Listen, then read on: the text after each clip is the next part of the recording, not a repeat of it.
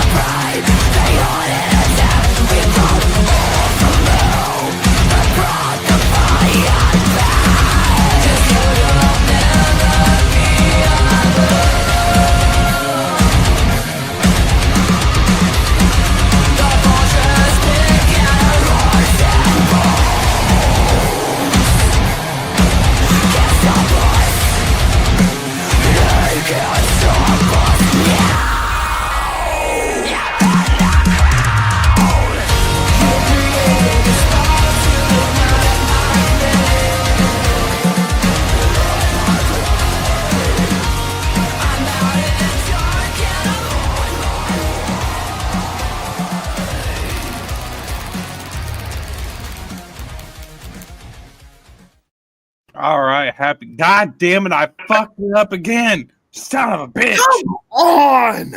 Look, there's so many fucking buttons, and sometimes I forget when I'm trying to hit all the goddamn buttons. And you know what? It's Monday. It's Monday, okay? Leave me alone. Be a professional. I am a professional motherfucker. Even we sometimes. What's going on, y'all? So we got Leon from Midnight Fracture. How you doing, dude? What's up, guys? Thanks for having me on today. Absolutely. You do realize what kind of shit show you're walking into, right? I've had a weird life. I think I'm prepared. Okay. Well, because we are not normal. Leon has watched one of our shows because I've seen him in the comments for Plugged In. That's when we were doing the music videos. Yeah, that's when we're really ragging on each other. Well, that's because we ain't got nobody else. But now we got the band. So you know what? We're gonna throw it up. I'm gonna let CB go first tonight. Okay. Yeah, you go right ahead, CB. All right. So, what do you hoard? Ooh. That's a What good do one. I hoard? Damn, we going right into the hard questions tonight. Oh, yeah. Oh, Usually we try to ease them into it. I don't. You gonna ease them into it, huh? What do I hoard? Fuck off. You need some KY? You're giving me an existential crisis right now. What do I hoard? What do I have a lot of? I mean, I have a lot of video games, but like, I don't know if that like counts. That's not all that interesting, I guess. Yeah. It counts as another video gamer. It counts. Yeah, I mean, like, yeah, I hoard video games. I hoard. I'm not much of a collector. Big boss man's in the room. What up, Derek? That's the big boss man at 434. It is a Monday. Yeah. That time change fucked me so goddamn hard. It was not fun. Like, I got prison raped with a fucking wrought iron stick with no lube, and it was bad. It was a very aggressive time change. That 159 to 3 was just not. It was disrespectful. Yeah, it was. It was bad. It was bad. So everybody's saying that video games absolutely count. So I guess that counts. Okay. So I guess on that, what is your go-to game right now? So a me question. You stealing my questions. So I've been doing a dive into the Yakuza series. I just finished the latest game, and now Kingdom Come Deliverance 2 is in my backlog that I'm probably going to start soon. Like I'm not much of an online gamer, like mainly because I don't like people that much. So I tend to play more single player story focused games just because I enjoy stories. Like I was telling you guys off camera before the show, like I'm a big reader, so enjoyment of stories was kind of implanted in me at a very young age, and I like games like that because it has substance. You will not really catch me playing Call of Duty every year because it's the same game every year. Or someone in the chat mentioned Destiny 2. I played Destiny 2 for about 3 days and I haven't touched it since because like I pretty much like, okay, this is the game and that's it. The endless loop doesn't really do anything for my ADHD. It's like, okay, I understand what this is now, time to move on to the next thing. So what is your take of the whole God of War series? I played God of War 1, God of War 2 when they first came out. I never actually played God of War 3. Oh, you need to. Well, like I've seen like I watched a YouTuber play it and yeah, just so I know this story. But when God of War 2018 and God of War Ragnarok came out, I actually slept on God of War 2018 for a while. I actually didn't play it until about 6 months before Ragnarok came out. And it was worth it, wasn't it? Holy fucking shit, was it worth it? Like, oh my god. I'm a huge mythology nerd in general. So like, you know, I mentioned that like I was reading at like a 9th grade level when I was in kindergarten or 1st grade. And that was mainly because A, my mother was an English professor, and B, she introduced me to kind of higher level stuff like Greek mythology and Norse mythology at a young age. So like my favorite Assassin's Creed game is Assassin's Creed Valhalla because it's kind of like a love letter to ancient Greece, which I was very interested in at that young age. And Greek mythology kind of was a gateway into Norse mythology. So wait, are you talking about Odyssey or I'm sorry, yeah, Odyssey. Okay. Honestly. And even though a lot of people shat on Valhalla, which were valid criticisms, I still enjoyed it just because of my love of Norse mythology. And it was just like, yeah, I can see why people shit on this game, but I'm enjoying myself and I'm enjoying the lore and the little nuggets. And see, the only thing that I had a problem with Assassin's Creed Valhalla is that it seemed like it was too long. It was bloated. So it was bloated. If they could have, shortened it up just a little bit with all that extra stuff, then it would have been. I like longer games. I wish they would make fucking Star Wars like long like that shit. Because if they made a Star Wars game that was long like Valhalla, I would be in love. I'm still waiting on the Knights of the Old Republic remake. Don't even get me started. I want the Knights of the Old Republic remake. The people want the Knights of the Old Republic remake. Why can't they get it done? I want a fucking movie on it. I want a whole series. I know, like I keep seeing like the AI of Keanu Reeves as Darth Revan, and I'm like, that's dumb, but I want to see it.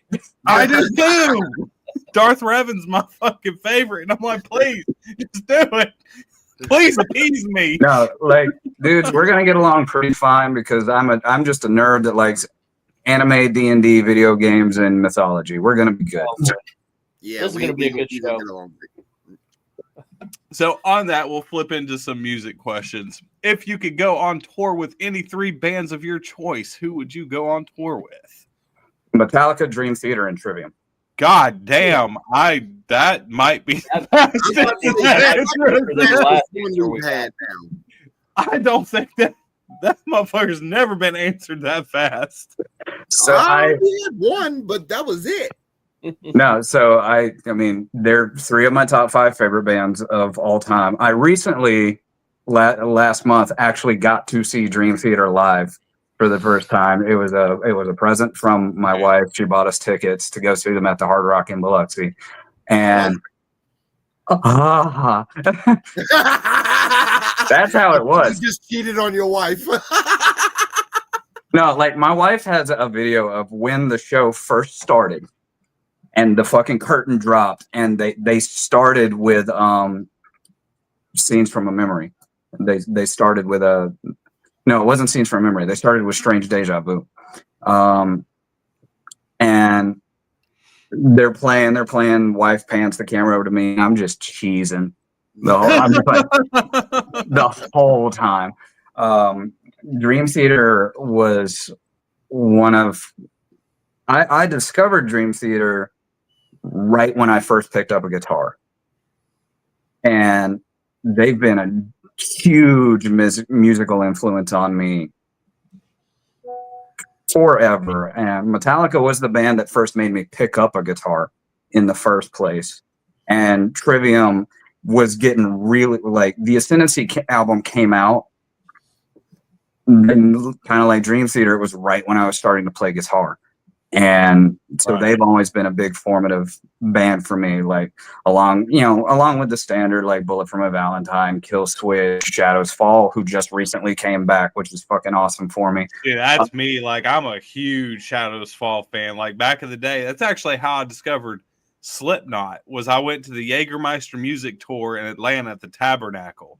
And it was Slipknot was the main headliner, but Killswitch Engage and Shadows Fall were the two like opening bands. Mm-hmm. And I love those two. That's who I was there for. I wanted to see Shadows Fall.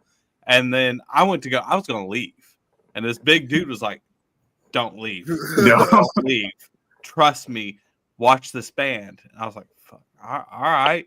And he was right. I'd never heard of Slipknot before in my fucking life. Ever. So a lot of the bands I discovered in like my formative, like little baby metalhead Leon was, so on Saturday nights at 8:00, MTV still had Headbangers Ball. Yeah. And well, rewind a little bit. When I was even younger, my sister would have VH1's Metal Mania on the TV Saturday mornings at 10 a.m. So that's when I discovered, like the hair metal scene, your standards, your Poisons, your Rats, your Cinderellas, Slaughter. But in the mix of that 2-hour show, every now and then they'd throw in Metallica's One or Peace Sells by Megadeth. And it really started when I first started really kind of paying attention to Metallica.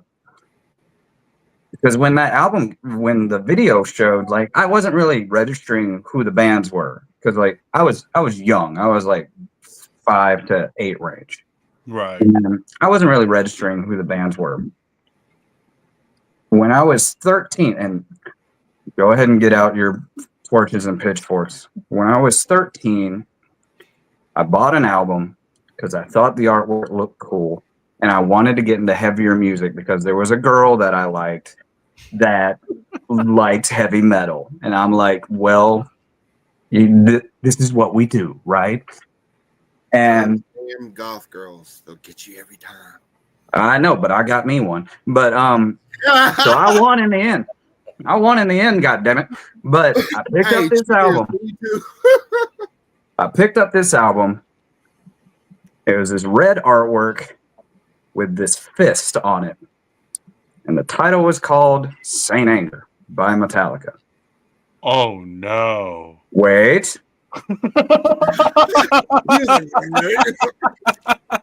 Oh, shit. So I put it in the CD player. And I loved every second of it. Here's why. I had nothing to compare it to. I had nothing to compare it to. It was my first actual, this is Metallica, let me listen and experience. So I had nothing to compare it to. I didn't know the snare wasn't supposed to sound like that. I didn't know there were supposed to be solos. all I heard was bone crunching riffs and I would still argue to this day, some of the heaviest lyrical content James has ever written. Despite how maybe it was presented, if you look at the words and the meaning, I would argue it's some of the heaviest shit that James has ever written. Yeah. So I would have to give it to you. See, it was hard for me because, like, I grew up on the Black Album and Ride the Lightning. Like, I was born in the low 80s. So, like, by the time I discovered Metallica, like, everybody was still... Black Album hadn't really been out that long. Ride the Lightning was still super popular. But the band that really sucked me in was actually Motorhead.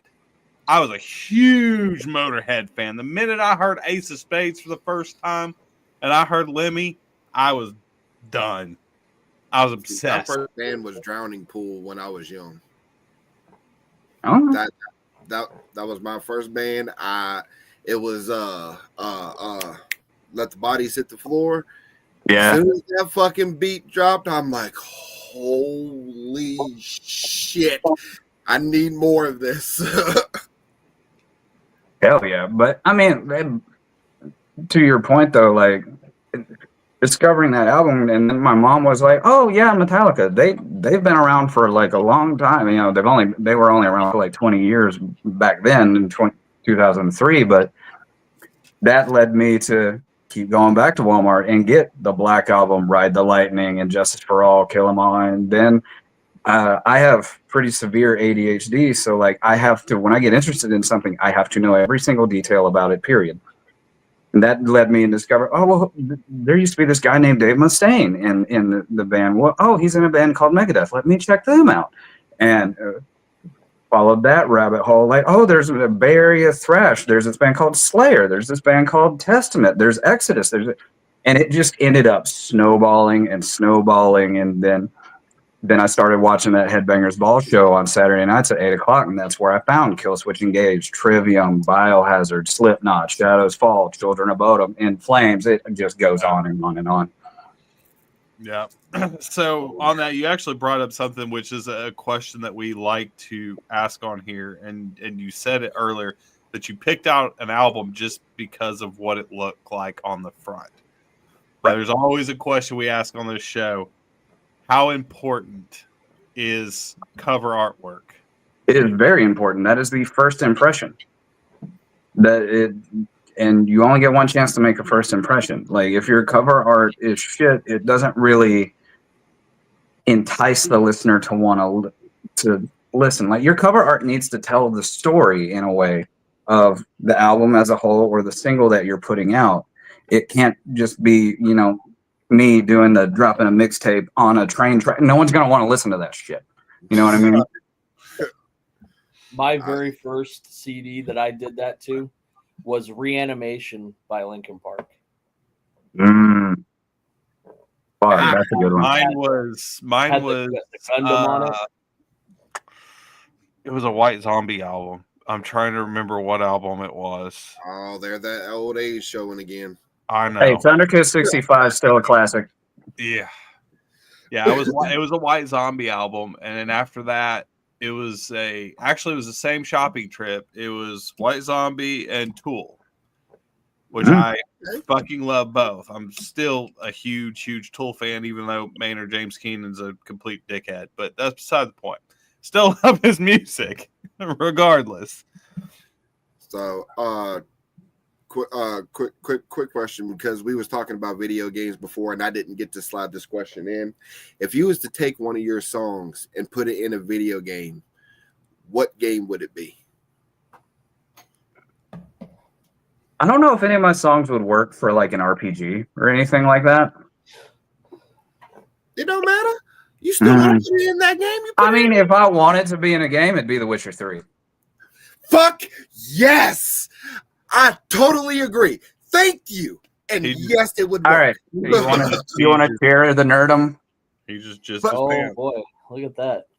So I've read the books. I've played all the games. Like the Netflix show was mid, but I'm not watching the Netflix show no more. Not anymore. No, No. they got rid of the one guy that actually gave a shit about the source material and played it fucking perfect. Fucking perfect, dude. Okay, Jagz, you can go back to your question. Sorry. I don't forgot. I'm gonna let CB go. I had it nuts. CB hit me with the hard one. He's gonna go like, "What's the meaning of life?" Not yet. Not yet. What is your best and then it got worse story? Ooh. Damn. Shit, I would have quite a few of those. Why are you going with the tough questions so much today? And in relation to music or in general? To music. To music, okay. And then it got worse. Damn. I mean, I know Jagz, he can go from changing the tire to having 4 people shitting everywhere in a hotel room. Well, I guess I the one that immediately comes to mind. I actually told you guys this story off camera, so I'll reiterate it. But we played in a previous project. I was in a band for about 7 years called Love to Hate. I played bass in that band. We played a show in Jacksonville, Florida, and it was an event called Onyx Fest. There were a whole bunch of bands. There was a burlesque show in between. One of them was wearing a wolf headdress. Somehow that headdress ended up on my head midway through our set. I think it's actually one of my profile pictures on Facebook. But played the show. Everything, it was a good time. Made some new friends. Whatever. It was our first time we had ever been in Jacksonville. And we stopped at a hotel. We thought it was a nice hotel, and it was a gated hotel. You needed a code to get into the gate. Somebody we're like, all right, our stuff should be safe, right? We pass out for only about 4 hours because we had a 5-hour drive back to Mobile, and we all had to go to work the day after, and we're just like, let's go ahead and get home and get back to our families. So we passed out for about 4 hours, wake up, grab a cup of coffee, walk to the van, and we noticed that the right back window's just been completely busted out. And we're like, oh shit. Open up the van. My favorite bass. It was a Schecter Stiletto Custom, white wood grain, gold hardware. Was stolen. One of our guitar players had literally just bought a new Jackson guitar that got stolen. Drummer had 2 toms get stolen, and that was pretty much all they could carry. Our lead guitar player didn't have anything stolen. None of the amps or head rushes or anything were stolen because it was the heavy stuff. But that sucked. Called the police, made a report, submitted the serial numbers to the equipment because, pro tip, bands always have your serial numbers of your equipment on hand just in case. Mm-hmm. That was 2020 or 2021. I think it was 2020 before COVID hit, and never heard about that bass again. And that still makes me sick. I loved that bass, man. Because I played that bass in that band for at least 4 years. So like me and that bass were real good friends. And I still think about that bass every now and then. But I did end up getting a new one. I used to be a martial arts instructor, and there was a student I used to have that was a fan of the band and just showed up to my door one day and handed me a new Schecter 5-string. Wasn't the same one, but it was still a pretty sick bass. I still have that. I recorded the first few Midnight Fracture songs with that bass. and I'll probably have to dust that bass off again soon. But that sucked, especially because that is the only time in my life I've ever set foot in Jacksonville, Florida. That's next time you go, you're gonna have to call me, and I'll have to come down there. You're like, look, where is like you need to go here. Let's go out and have a good time. And like, where does the bougie people stay? The Hyatt on St. John's River. Always stay at the Hyatt. I always stay at the Hyatt. I don't stay nowhere else but the Hyatt. If I'm in Jacksonville, I'm staying at the Hyatt. Now, 9 times out of 10, I'll have to stay because, I go to a lot of the Jacksonville Jaguars games. And I'm sorry. Hey, I'm a huge Jaguars fan. I know my team sucks. I know it. But I can't say much. I'm a Buccaneers fan, and hey, we did good. We make the playoffs, but we get knocked out in the first round. I can get with you on Buccaneers. I like the Buccaneers because Baker Mayfield, because I am an Oklahoma Sooners fan. Baker Mayfield is a dog. I'm a big fan of Baker, and so I root for Tampa Bay as long as we ain't playing them. I'll root for Tampa Bay. I'm good with that. So on that, if you could spend 24 hours with a musician of your choice, who would you choose and why? John Petrucci, because he's the best guitar player on the planet. This is very. He is killing your questions tonight. Yeah, like he thought about this shit. Like, I want to sit at the learning tree to, if you throw a Chris Jericho reference out, like show me how to do any of that. Like, right. And how do you grow a majestic beard? Because this is bullshit. Yeah. A lot of beard oil. Because I see pictures of him from back in the 80s. He basically looked like a little kid with nothing, and now he's like freaking Paul Bunyan. And I'm like, how do? Well, do you know that roller that they got out now? No. All right. Well, literally, you can go to Walmart. That shit don't work. Hey, I have Wild Willie's products, and that shit. That shit don't work worth a damn. That's like taking them placebo pills. I'm sorry, you can't fucking roll. You got the good genes or you don't. That's exactly the bottom line to it. Yeah, exactly.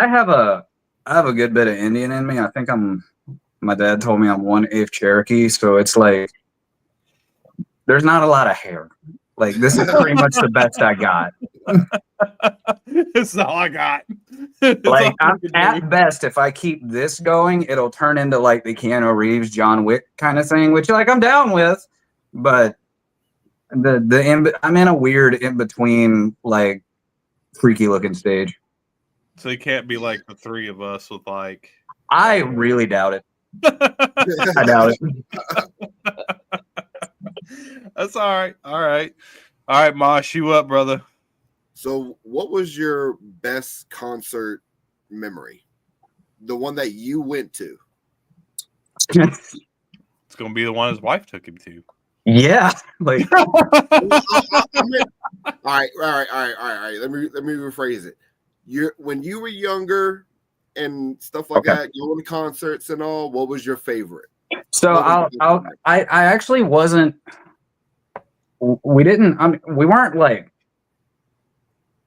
living in poverty, or at least to my knowledge. My parents maybe kept some of their hardships private, but we didn't really have a lot of money. Like, I've never been to Disneyland or anything like that. Like, our vacation was a weekend in Gulf Shores, but I remember when I was 17 or 18, at this point, my parents had divorced and split, but my mom took me to go see at the Birmingham Amphitheater. We saw, and he had just went solo and came out with his first solo album, but we went and saw.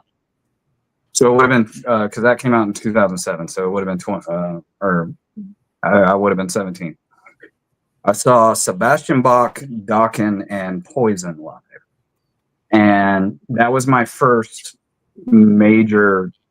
That was my first like major actual concert Mm-hmm. that I actually remember going to. Apparently, I saw Reba McEntire when I was 4 and like made a huge scene because I thought I was going to marry her, but I don't remember any of that shit. But that was my first like seeing people I had seen on VH1 and stuff, the VH1 Metal Manias and stuff, like live, and seeing Sebastian Bach and Dokken and Poison, and it was a really great experience. And it was kind of like one of those moments where it's like, yeah, I think I kind of want to try doing that. That'd be pretty cool. And then like 2 years later, I started fighting in cages instead. See, I remember mine is, and just to show my age again, it was the Antichrist Superstar tour, Marilyn Manson. And it was between the summer between 6th and 7th grade. And it was great until I got shot in the ass. Now, when I got shot in the ass, it wasn't fun no more. That shit hurt like hell. It burned a little bit. Jump up and bit me. So, basically, it was pretty bad when I'm watching Forrest Gump and I'm getting flashbacks. You shot me in the buttocks. Luckily, it wasn't a real bullet. It was a riot bullet. But we went to go see Marilyn Manson in Oklahoma City. My best friend's sister, much older sister, fucking took us. Told my parents I was staying the night with him. Well, I did, but we went to the fucking concert. So we went to the concert, and everything was good. Concert went great. Fantastic. Loved every minute of it. We fucking go to leave. Well, a bunch of Christian churches were outside protesting the concert. Next thing you know, they're throwing fucking bottles at all the Manson fans. Next thing you know, the cops are involved. Next thing you know, there's shit going off. And next thing I know, it felt like something like just fucking shanked me right in the fucking ass cheek. And I went down, and I'm screaming, man down, man down. They come and get me. They pick me up, and they're like, his sister's freaking out because she's like 19, 20 years old. And she's like, oh my God, she's got minors. And she's like, oh my God, he's bleeding. He's bleeding. He's like, no, my best friend's mom, she's an RN. We'll take you over there. We can't take you to the hospital. I don't want to go to jail. So they take me over there, and I'm getting out and hobbling up to this door. And they take me in. This lady's like, drops my pants, and she starts laughing. And she goes, well, you're going to need stitches. I said, okay. Where's the bullet? And she goes, right here. It was still in my pants. Oh, wow. And it was this big yellow rubber bullet that they were shooting, that they were riot pellets. They weren't using live ammo. But it hit me, and it hit me hard. It hit me. It busted the skin wide open. I had to have 4 stitches in my ass. Yeah, boy. I bet sitting down sucked for a week. Oh, it did. That to me, like, but shit like that now, everybody's like, that's a shitty memory. I'm like, then it was. Now it's funny. Like it's Yeah. cool to go back and think about it. And it's like, yeah, at the time it sucked, but now it's like, it's actually a pretty good memory.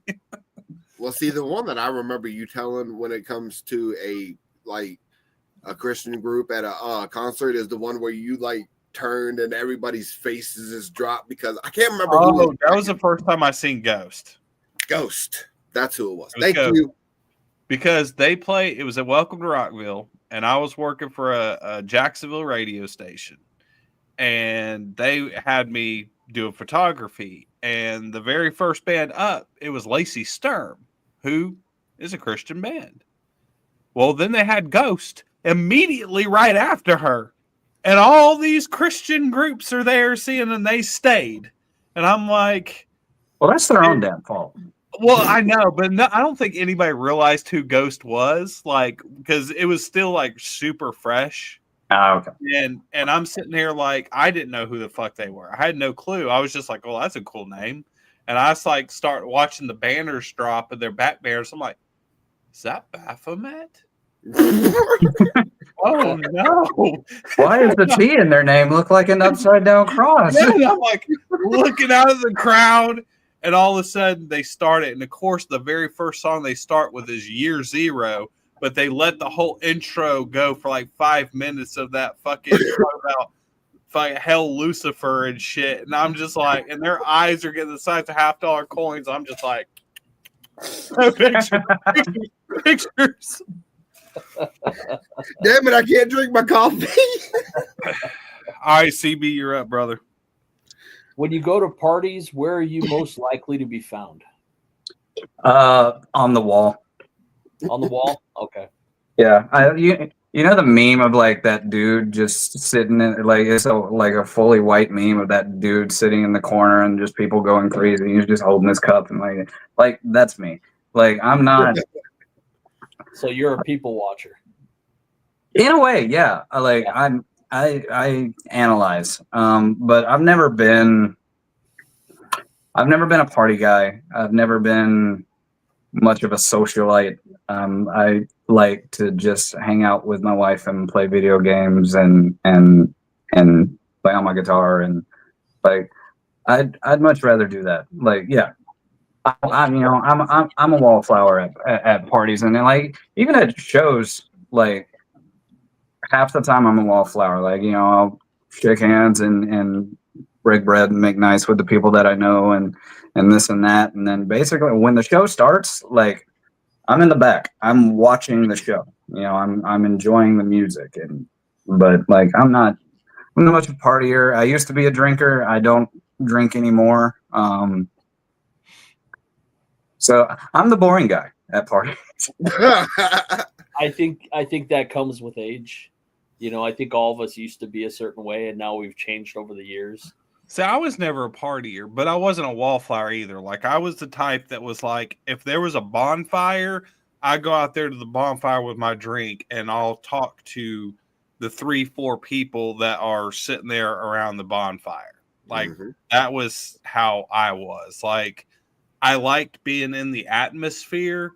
But if it got too chaotic or too much, I would separate myself from that chaos and I would be like always outside in some little area like socializing there.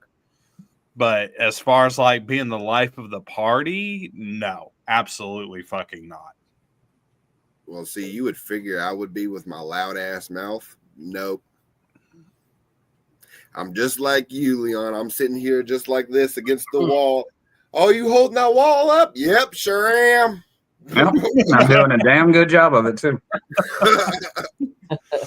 I understand that. I definitely understand that.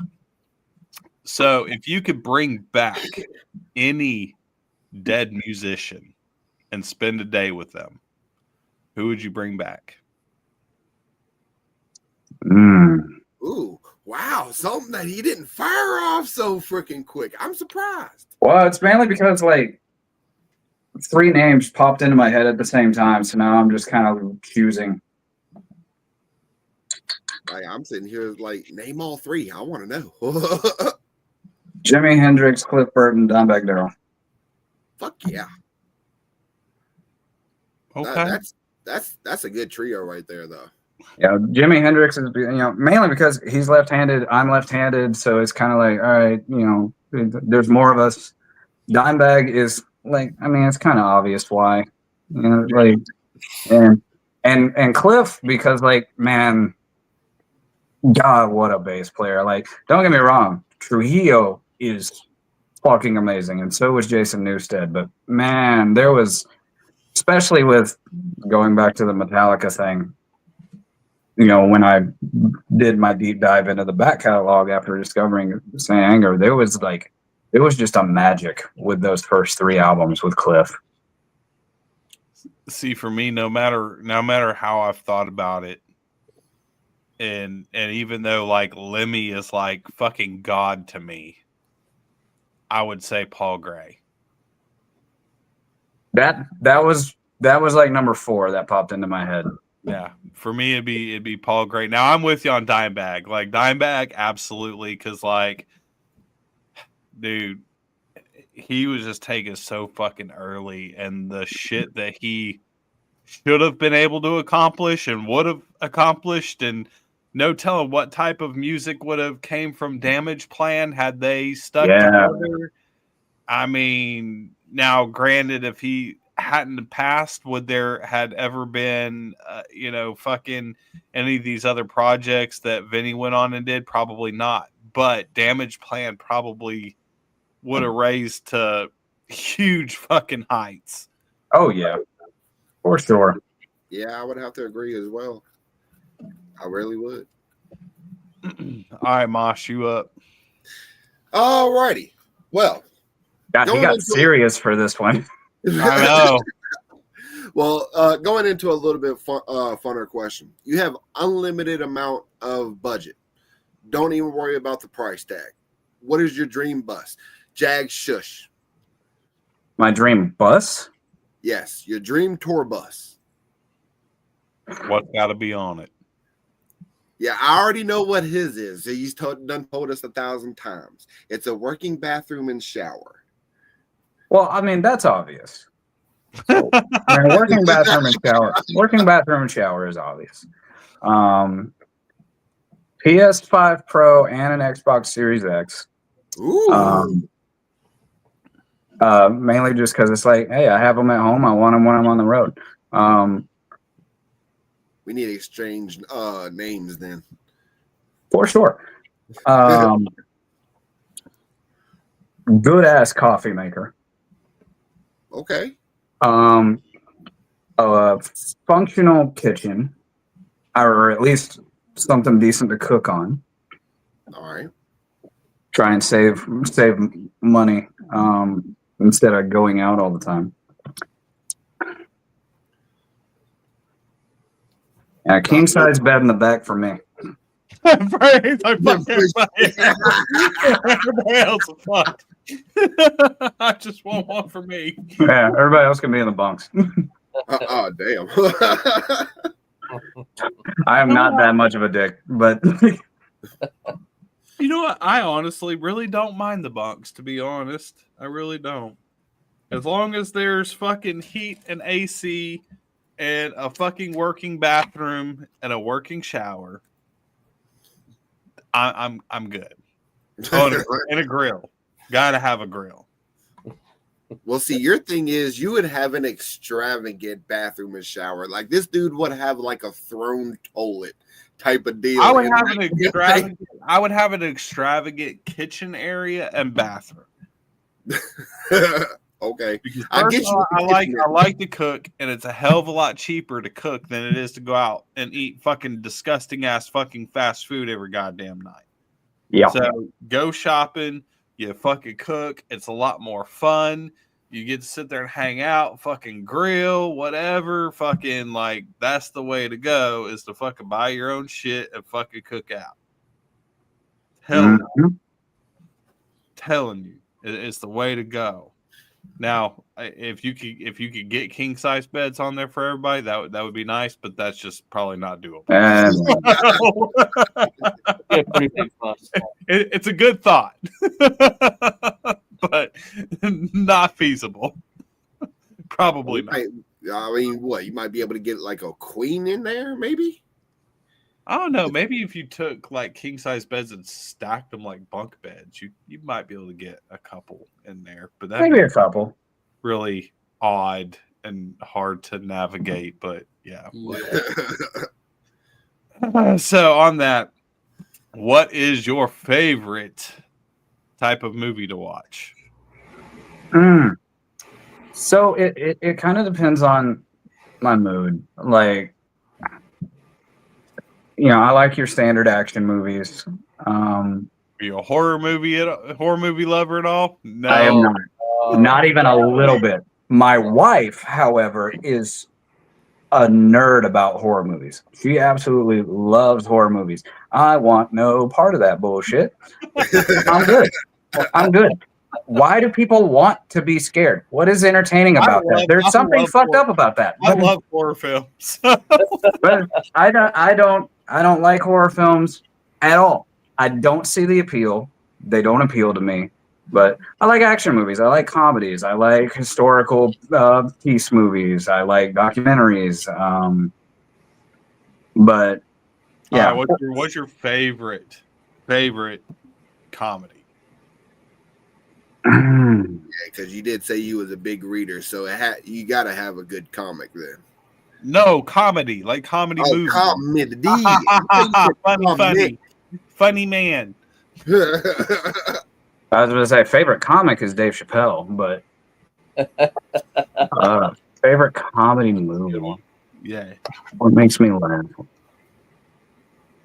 Let's see. See, mine's hands down. It's actually a toss up. It's a toss up between Happy Gilmore and Talladega Nights. See, Yep. I can get with you on Happy Gilmore. So if we would go Adam Sandler, because like I'm a child of the '90s, I'd go with like Big Daddy or Billy Madison. Yeah, I like those. Billy Madison. I like the Grown Ups movies with like the Adam Sandler and his like Saturday Night Live crew. I've only seen the first one. That's the only one I've seen.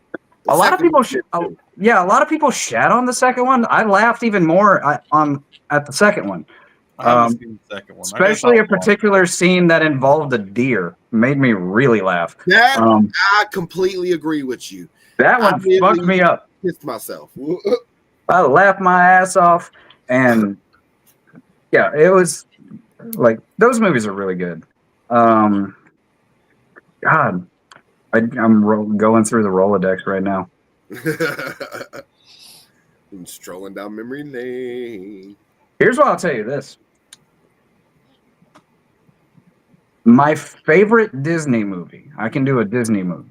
My favorite Disney movie of all time is not a conventional Disney movie. It's not like Lion King or Tarzan or Mulan or any of that. My favorite... Not Rocky Horror Picture Show, is it? No. No. Technically, it's Disney because it's owned by Fox and they bought Fox. So yeah, but my favorite Disney movie of all time, and this is not a popular one or not a popular pick, but my favorite one of all time is Emperor's New Groove. Yes, at least somebody else. Dude. I fucking love that movie. Yeah, I've never seen it. Oh, you should. The only Disney properties that I've ever watched and I've been a big fan of is Star Wars. Other than that, I didn't watch the Disney movies. It wasn't my thing. I never got into it because I'm like his wife. I'm a huge fucking horror movie nerd, and I'm big on like the comic stuff, like Marvel and DC.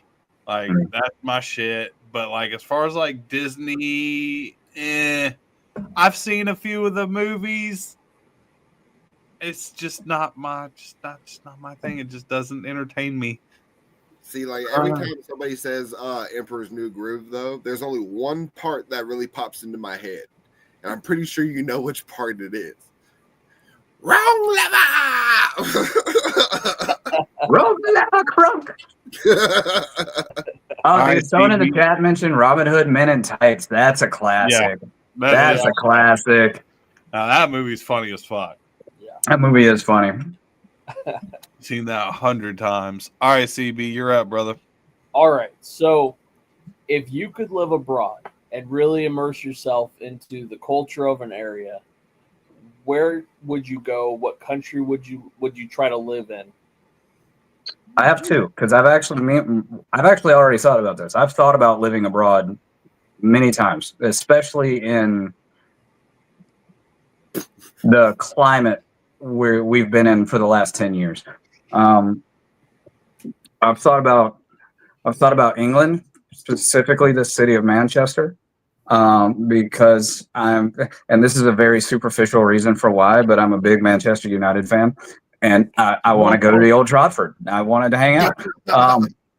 And also, even though the dialect is different, we speak the language for the most part. Like, even though they have weird, funny Magic Man words with context, I know what it means.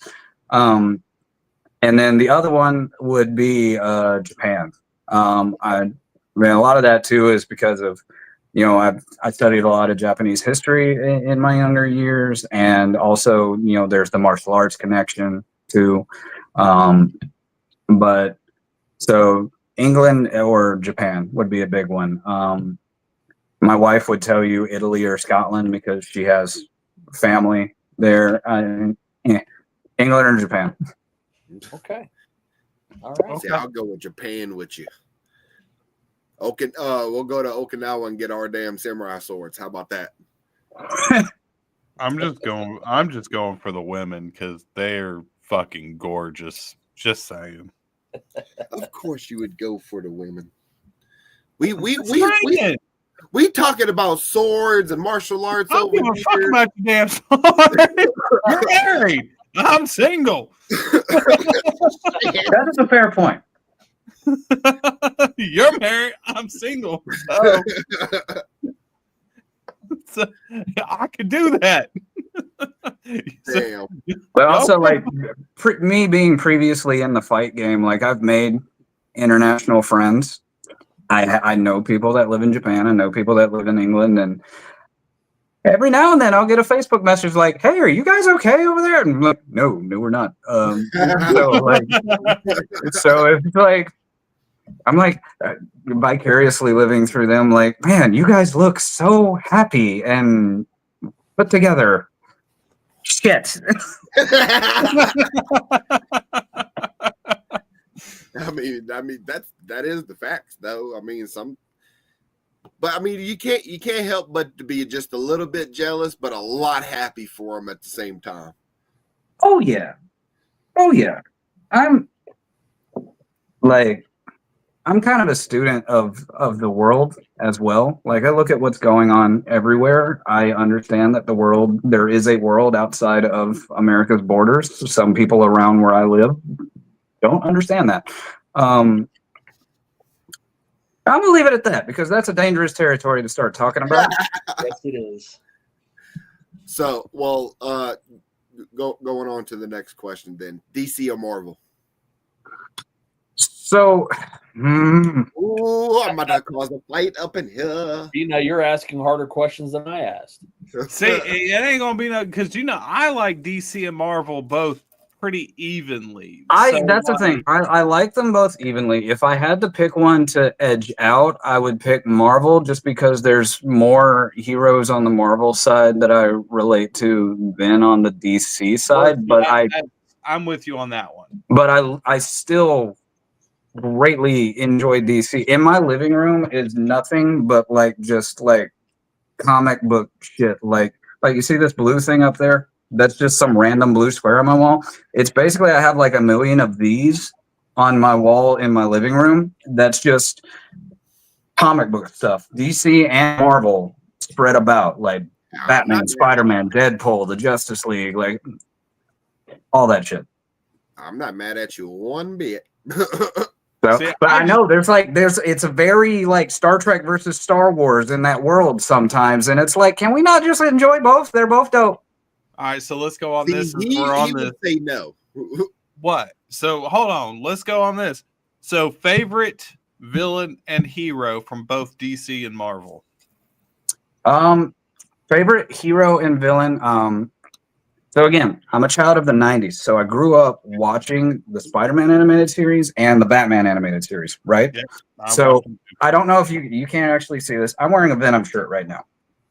Venom is my favorite villain / sometimes anti-hero. Yeah, I say anti-hero. But in the 90s, he was just a bad guy, and then like all of a sudden, yeah.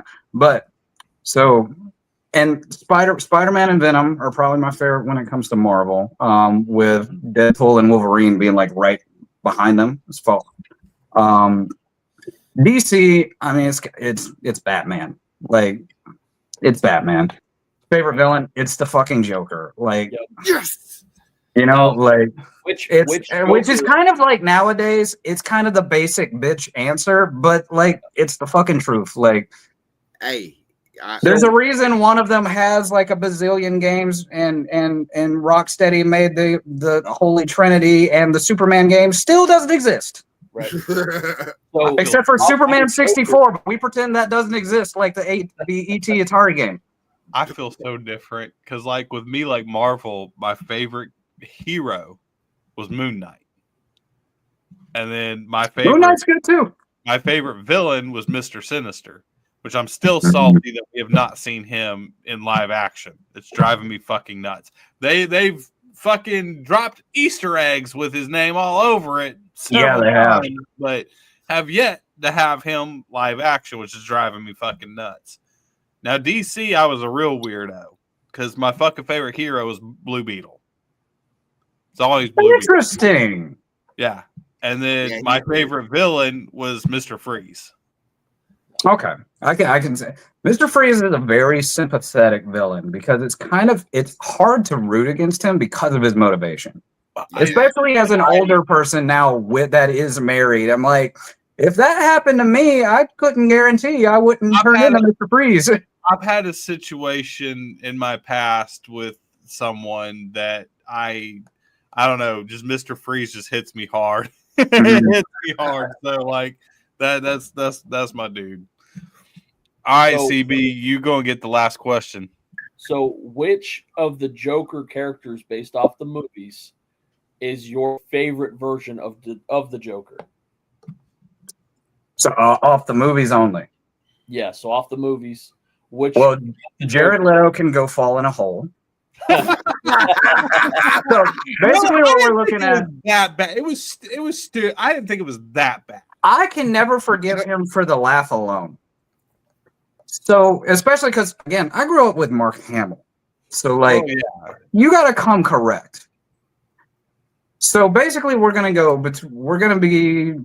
Jack Nicholson or Heath Ledger, and I'm sorry, Heath Ledger was fucking awesome. I would have to say, because like I'm gonna go Jack Nicholson. See, the Jack Nicholson was my intro. See, the Batman 1989 movie was my introduction to Batman, right? And then Michael Keaton, oh my fucking God, he did a great job. Yep. There is an argument to be made that he is still the best live action Batman. Oh, he is. I would have just because of the story behind it, right? Remember when it got announced that Heath Ledger, the guy from Knight's Tale, the guy from Brokeback Mountain, he's gonna be the Joker? Oh yeah, I remember. Are you fucking serious? I remember. There was a huge uproar, and then the movie comes out, and he blows everybody's goddamn mind. Yeah, and everybody. I kind of have to give it to Heath Ledger just for the fuck you energy of that alone. Yeah, the fucking role killed him. Heath Ledger fucking nailed his role. He knew what that job was, and he came for it. Well, that's one of the and. I think I appreciate it more as I've gotten older and more jaded is, because he's the clown prince of crime. There's the version from the 60s that basically was just a goofball. Jack Nicholson still played him as a goofball, but there was that sadisticness, right? Yep. Heath Ledger went full-blown insanity. And as I'm older, and again, more jaded, and I'm trying to see the point. I see where he was going. I lean more towards the Heath Ledger than the clown part of the Clown Prince of Crime now. Fair enough. I get it. So before acid in the flour, that's cool, but like. Yeah, the balls you got to have to burn just about a pile of money and not give a fuck. That guy. That's true. So before we go, all y'all watching, which is quite a few of you, don't go anywhere because we actually have a music video that we're going to play from Midnight Fracture, which is, I believe it is the music video for Set Me Free. Oh, that one was fun to film. But on that, first off, what is the social media platforms that you like to use the most, as in talking to fans and everything? If you have merch, where can people get that? And where can they get your music? Okay. So as far as social media platforms go, we're on everything. We're on Twitter. We're on Facebook. We're on TikTok. Thought we were going to lose TikTok. Got TikTok back. We're on Blue Sky. We're on Instagram. We're pretty much on everything. As far as where you can get the merch, DM me and I will ship it to you.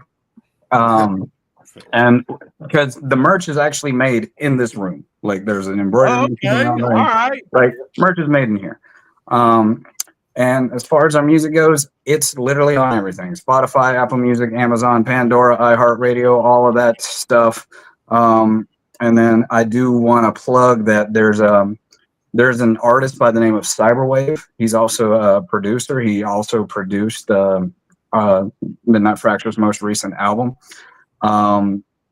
But he did something, he made something really cool, and he wanted me to come and provide vocals for it.